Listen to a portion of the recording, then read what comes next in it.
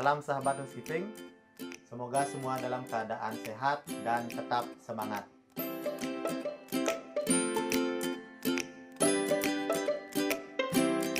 Sekarang kita akan mempelajari tentang sanitasi, hygiene, dan keselamatan kerja. Materi yang akan kita bahas sekarang adalah tentang kecelakaan kerja yang meliputi definisi, klasifikasi, penyebab, dan dampak kecelakaan kerja, potensi bahaya, klasifikasi cedera, pengendalian kecelakaan kerja, serta mengenal 5S dalam housekeeping. Untuk menghindari terjadinya kecelakaan kerja, maka kita harus mengenali potensi-potensi bahaya yang ada ketika kita bekerja. Yang pertama, bahaya fisik adalah bahaya yang berasal dari faktor fisik antara lain bising, getaran, suhu panas atau dingin, cahaya atau penerangan, radiasi dari bahan radioaktif, sinar ultraviolet atau inframerah. Nomor 2, bahaya kimia. Bahaya yang dapat ditimbulkan oleh bahan-bahan kimia antara lain keracunan yang bersifat racun atau toksik, iritasi, kebakaran, ledakan, polusi, dan pencemaran lingkungan. Ketiga, bahaya biologi. Di berbagai lingkungan kerja terdapat bahaya yang bersumber dari unsur biologis, seperti hewan dan tumbuhan yang terdapat di lingkungan kerja atau berasal dari aktivitas kerja. Yang keempat, bahaya ergonomis adalah bahaya yang berkaitan tentang kenyamanan gerak tubuh ketika bekerja.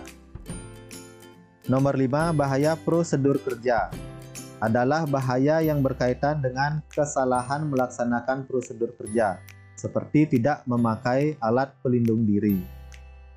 Yang terakhir, nomor 6, bahaya psikologi adalah bahaya yang berkaitan tentang kondisi psikologi saat bekerja, seperti perasaan marah atau takut yang menyebabkan kurangnya konsentrasi ketika bekerja. Berikut adalah pengelompokan jenis cedera dan keparahannya. Yang pertama, cedera fatal atau fatality adalah kematian yang disebabkan oleh cedera atau penyakit akibat kerja. Yang kedua, cedera yang menyebabkan hilang waktu kerja atau lost time injury adalah suatu kejadian yang menyebabkan kehilangan hari kerja selama 1 hari atau lebih. Nomor 3, cedera yang menyebabkan kehilangan hari kerja atau lost time day adalah semua jadwal masuk kerja yang mana karyawan tidak bisa masuk kerja karena cedera.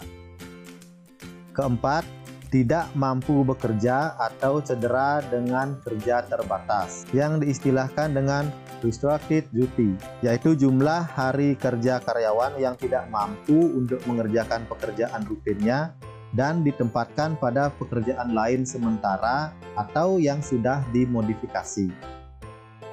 Nomor 5, cedera dirawat di rumah sakit atau medical treatment injury, yaitu kecelakaan kerja yang ditangani oleh dokter, perawat, atau orang yang memiliki kualifikasi untuk memberikan pertolongan pada kecelakaan.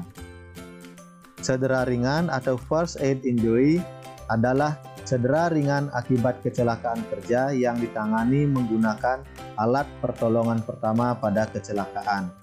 Contohnya, luka lecet, mata kemasukan debu, dan lainnya.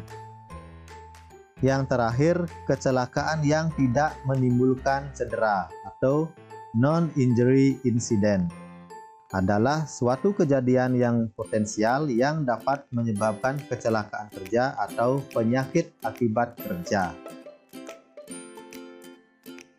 Pengendalian kecelakaan kerja dilakukan untuk mencegah dan menanggulangi terjadinya kecelakaan kerja.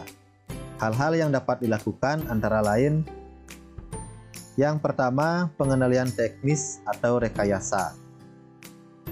Ada istilah eliminasi, yaitu penghilangan sumber bahaya.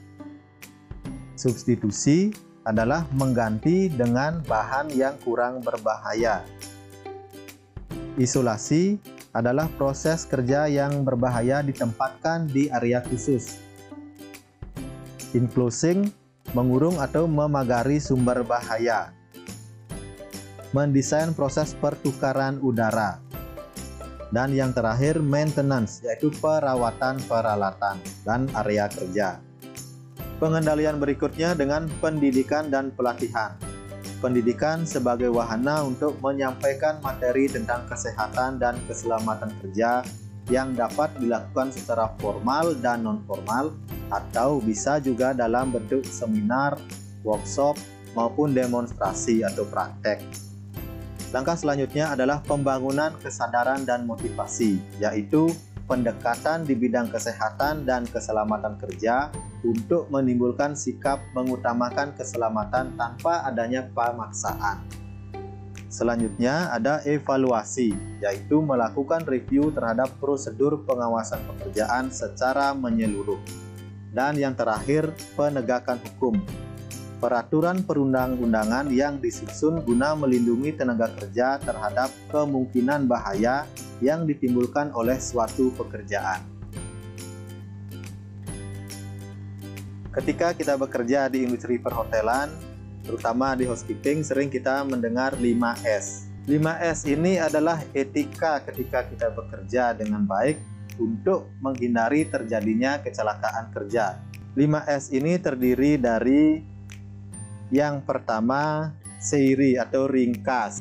Ringkas ini maksudnya membedakan antara apa yang diperlukan dan yang tidak diperlukan, serta membuang yang tidak diperlukan. Singkatnya, singkirkan barang-barang yang tidak diperlukan dari tempat kerja. Yang nomor 2, seiton atau rapi, yaitu menentukan tata letak yang tertata rapi sehingga kita selalu menemukan barang yang diperlukan. Setiap barang yang berada di tempat kerja mempunyai tempat yang pasti. Nomor 3, seiso atau resik, yaitu menghilangkan sampah kotoran dan barang asing untuk memperoleh tempat kerja yang lebih bersih. Selanjutnya nomor 4, seiketsu atau rawat, yaitu memelihara barang dengan teratur, rapi, dan bersih. Dan yang terakhir, shitsuke atau rajin, melakukan sesuatu yang benar sebagai kebiasaan. Lakukan apa yang harus dilakukan dan jangan melakukan apa yang tidak boleh dilakukan. Setelah menyimak materi tadi, kita coba untuk mengerjakan latihan. Berikan contoh penerapan 5S yang Anda lakukan di rumah atau di sekolah atau di tempat kerja. Silakan ketik di kolom komentar. Sebagai penutup, semoga materi ini bermanfaat dan salam housekeeping.